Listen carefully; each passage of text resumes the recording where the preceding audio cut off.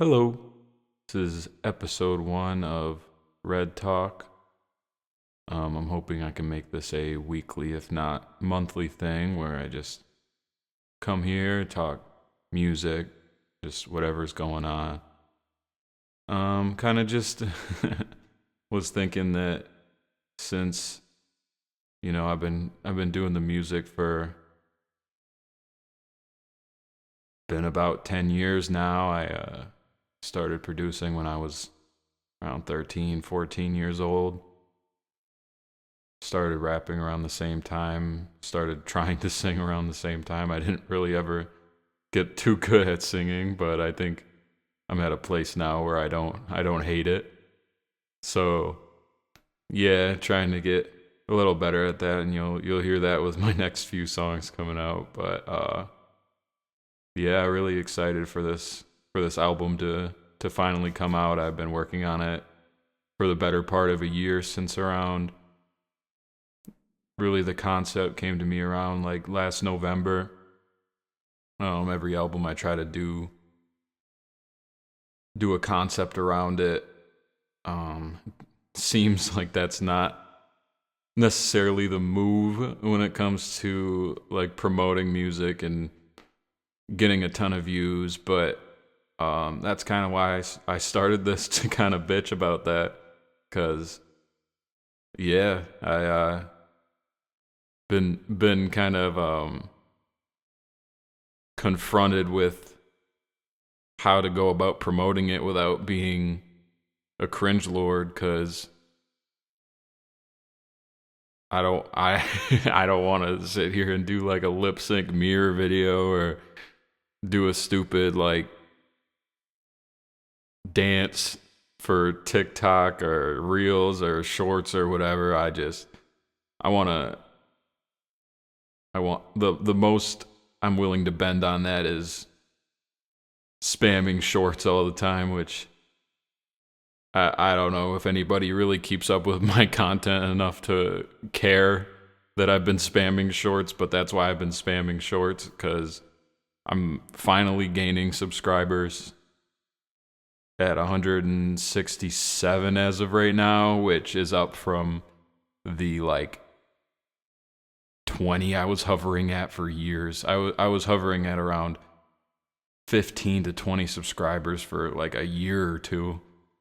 And I started really posting on this channel like to say like 2022, 23, maybe even like late 2023, but yeah, you get the point. Really never wanted to get into like marketing or anything like that. I really just wanted to, do music. So I wasn't prepared for that. But I haven't done anything that I felt has been dishonest, at least to this point. Everything I've done to promote my content has been a reflection of myself, at least for the most part. I don't really like using all these hashtags and using social media at all, to be honest. I really just want to make music and post music, and I don't mind talking like this. Like I've found recently that I like talking to a microphone alone in a room. It's not too bad. I do it anyway, so might as well record it, you know. But yeah, I really hope that somebody can get some take away something from this. But yeah, let's actually talk about something for once. So I wanted to touch on kind of the influences that went into this next album that I'm hopefully dropping by the end of this year. I'm hoping to make it onto streaming by the end of December, around like Christmas probably. But next single comes out on Friday, and this next one is one of the first songs that I really started working on for the album, but I didn't finish it until like a few weeks ago. And that's kind of been the process for most of my songs, is I make the beat, I write it, and I do all that in like a week or so. But there'll be like this open part where I just don't know what to do on it. It's like a 30-second to a minute segment where I'm just lost, and then one day I'll think of something, I'll write it, usually for another song, and it won't work for that song, so I'll try it on that other song, and if it goes, it goes. If it doesn't, it doesn't, and then that's how a lot of songs end up getting scrapped. But yeah, this one ended up working out. I ended up using the drums from, it was a Kendrick song. I can't remember which one. I believe it's Duckworth. I used the drums from Duckworth. Originally, the song didn't have drums on that section. I was gonna sing over these strings, but I wasn't confident enough in my singing voice to sing over straight strings. I've done it before, but I've always obsessed over how they sound and like layering different vocal harmonies over it and trying to hide my voice as much as I can. But I just, for this album, I wanted everything to be perfect, so I figured I'd put drums on it and I'd do a verse over it so I can kind of hide my voice a little bit in case I can't hit a certain note or it comes out flat or whatever. You get the point. But yeah, a lot of the production that went into this album and this song specifically came from me wanting to make something that isn't so sample heavy like I've done in the past, and something that sounds a lot more like natural, a lot more natural sounding instruments opposed to like a lot of the synths I've used in the past. There's still a lot of synths on the album, but I wanted a lot of the meat and potatoes of it to be like natural instruments like trumpets and pianos and real drums a lot of the time. And a lot of that comes from about, I'd say about halfway into the process, I just stopped listening to rap altogether, and I just started listening to like Bright Eyes and started listening to Sufjan Stevens a lot again. When that really pushed me towards focusing on the songwriting end of it and making it sound a lot more timeless and a lot less like synthetic, which isn't a bad thing to make some of my favorite albums don't have one actual acoustic instrument on them, but for a few songs on here I wanted to really strip back the production and really focus on writing a song that evokes an emotion that isn't just basic happy, sad, mad, something that's more like unique. Like for one song specifically, I won't say the name, but you'll know what I'm talking about once it comes out. I wanted to really capture the essence of watching a parent go through grief, and it being a good thing, but also a bad thing, and also a scary thing because it's not really known what happens after you die. So it could be a good thing, really. It could be a bad thing. Who really knows? Um, so yeah, that's where a lot of it came from, and I finally checked out that one Sun Kill Moon album. Um, I think he's a nasty boy, or he did something wrong, but that album in particular is pretty good. At least you know what I'm talking about. The one with it's like just a blurry picture or whatever. It's the songwriting's really good on it. I really liked Jim Wise specifically off that album.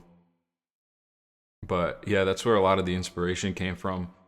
But I also have to say, before I went through that phase, the start of the album, I really was diving deep into Lucky. I was really listening to a lot of like newer Lucky, because I used to listen to older Lucky back in the day, back in like the SoundCloud era, all that. But I started listening to like newer Lucky, and it got to be too much. Like there's only a certain point where you can really listen to somebody be that that dependent on drugs every day. Like I don't see how I can go to work 9 to 5 every day, but I'm listening to somebody just talk about how their life's falling apart. it's it's already, it's already enough to go work for somebody else, let alone listen to somebody talk about how they're killing their body, you know. Uh, but yeah, I really think that at least newer Lucky is underrated in some circles, but also very overrated in some circles. Like, we gotta sometimes call a spade a spade. He is kind of making the same song 20 times every album, which you'll get a few songs on there that you'll keep in your rotation, but overall I tend to go more towards albums that are good front to back opposed to albums that are decent front to back with like a few standouts, cuz I'll take like 5-6 songs out of a Lucky album, but overall if it's too long, I'm not going to listen through that many of the same song. I'm going to take the 6 best versions of that song. And that's something that I hear people kind of say about the new Cardi album, but that wasn't my experience really. I think front to back is pretty consistent. There's maybe like 4 songs that I didn't really like on it. I mean, just to go through the track list, Pop Out, you could argue it's not as strong as an opener as he's had in the past, but I still think it's a strong track. And you get Crush, which I think is pretty strong. The only fault with it is the build up for nothing, which can be frustrating, but the build up's pretty good, so you got to give him that. K-pop, it's better than the Travis Scott song. Also just a good track. Evil Jordan, of course, it's a good track. Mojo Jojo, I don't see myself going back too much. I liked it at first, but I don't see myself going back to it too much. Philly's just a good track. Radar was a standout for me. Rather Lie is maybe my least favorite track. And then Fine Shit, which is another one of my least favorites. So those two are a skip almost every time. Backdoor, kind of just decent. Another one of the weaker tracks. Toxic, I thought was really strong. Munyon, I thought was really strong. Crank is one of my favorites. Charge Them Hoes a Fee was...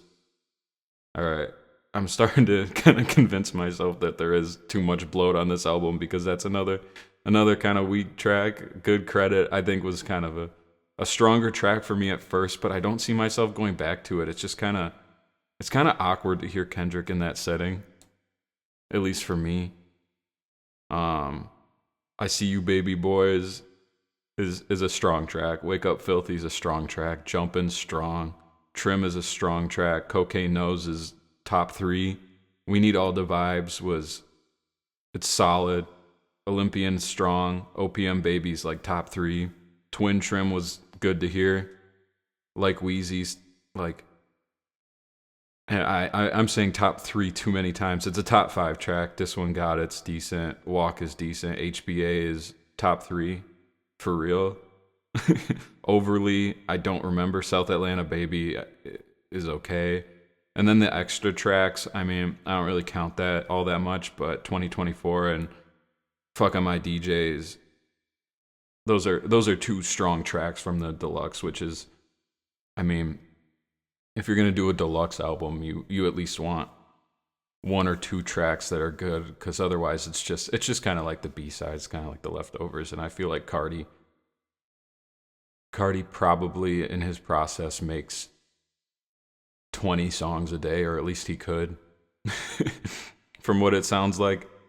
So I feel like he has probably 6 albums of leftovers from this last album, because with how big of a track list we got, there's still so many leaked songs, not even from just this rollout, but from the last rollout, that honestly he could have another full discography just from his unreleased songs. So, I mean, for a deluxe from him, you do maybe expect a little bit more, but whatever. I thought that the album was really strong for how long it was. I do tend to prefer a shorter, tighter track list, but for him to take that much time off, I don't mind him dropping the way that he did. I really think that it wasn't a fully bad move, like some may have thought. But yeah,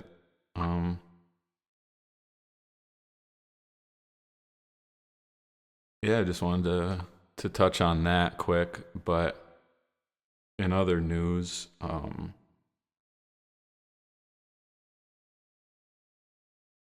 wanted to maybe try to put my finger on the pulse here and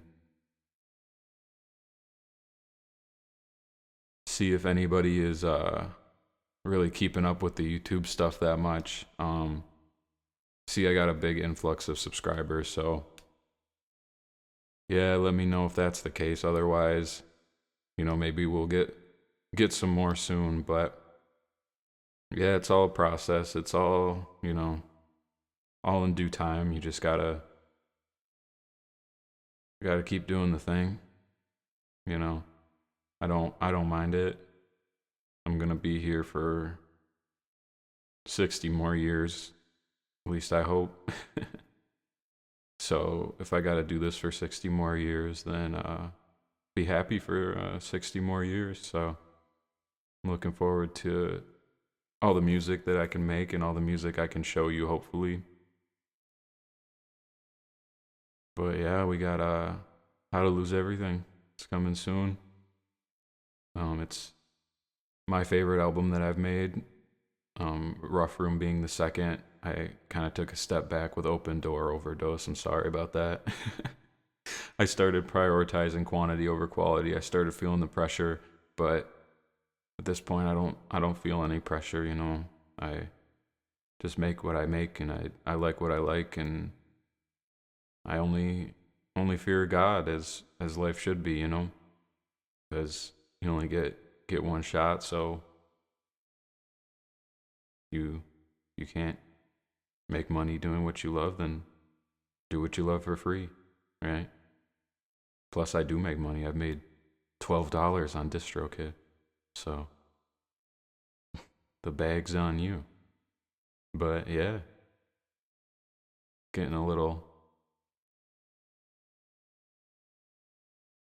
bit tedious at times to keep finding inspiration with just how the music landscape is right now. At least from my perspective, I do see a lot of sacrificing content for you know outside forces, whether it be money or like pressure from a label or pressure to present a certain way or for an image or whatever. Unless the image is good, then I understand that. But just seeing a lot of younger artists that don't necessarily evolve and just double down on doing the same thing over and over and over and over. It's that's a recipe to fizzle out really quick. And I think in the grander scheme of things, these famous artists aren't making as much money as you think that they are. I mean, of course, you got the Drakes and the Kanyes and the Kendricks of the world, but then you also get like the Netspends of the world. And from my perspective, Netspend is doing what he should be doing right now. At least he's taking time since his last album, which I thought was pretty strong for being a debut album from somebody that nobody really had high expectations for. I thought it was good that there was some standout tracks on there. I thought the hooks were pretty strong. I thought stylistically it was more original than some people give it credit for. So I'll give him that. And that transition into like a first debut studio album doesn't always go as smoothly as it did. So I got to give him props for that. There's almost no features, which wait, there is no features, so I'll commend him for that, because you see a lot of these artists come up and they just pack their album full of features and call it a day. They'll just throw Gunna on every song or Lil Baby on every other track and call it a day. But the Netspend album was just straight Netspend, and I gotta commend him for that. Somebody I think is doing it the wrong way, who I will admit I had some hopes for, is Ian. I think he's dropping way too much. I think he's got to take a step back and really refine his sound, because as it stands, I haven't seen much, if any, growth since Valedictorian. He's kind of just doing the same thing, and I've lost interest. And I'm somebody who liked him more than I think the majority of people liked him. I gave him a lot more chances than most people, because the first initial thought when you see Ian's marketing isn't feel like not the best feeling. It's kind of making a mockery of the art form, and I gave him a shot regardless, because I get it. Sometimes you gotta put on the clown makeup and do a little dance. I get it, but if you're gonna do that, then you gotta have something underneath once you do actually make it. And right now, I'm not seeing that from him, and I hope that we can get that from him, and I hope that we can get a little bit more from Netspend too next release. I don't think he should go the route of getting a bunch of big features either. I think he should go the route of evolving. In the last few singles that he dropped, I thought showed some promise, some like different deliveries, some more dynamic vocal performances. And I think the next generation is going to have a lot of that, a lot of experimenting with just how your voice sounds, and I think that's a good thing overall. I just don't think it should be viewed as just, oh, my voice sounds weird, so this sounds good. I think people also need to keep in mind that it needs to sound good. Just because your voice sounds funky doesn't mean it sounds good. I really feel like Carti takes so long on his albums because he's developing that other delivery, which takes a lot more time than people realize. He's not just doing goofy, silly baby voice like that. That took a lot of time, you can tell, because he really perfected it, and then he changed it, and then he changed it again. And that doesn't, in my eyes, doesn't get the respect it deserves, because that's, in my eyes, why he takes so long on each album, because he is probably fucking with his voice every day trying to get the perfect delivery down, and it's not easy to change your delivery like that. It's like trying to learn how to ride a bike, but now you only have one leg, or now you only have 4 toes on one foot and 3 on the other. It's unorthodox. So I think that he doesn't really get the credit he deserves from that sense, because it's a lot more than just what's on the surface. And yeah, that's kind of all I have to say about that. But yeah, so please be here on Friday. Look me up on Spotify, Flavor Red. You know the drill, you know the deal. I'm on Instagram too, Flavored Red. You know the drill, you know the deal. Yeah.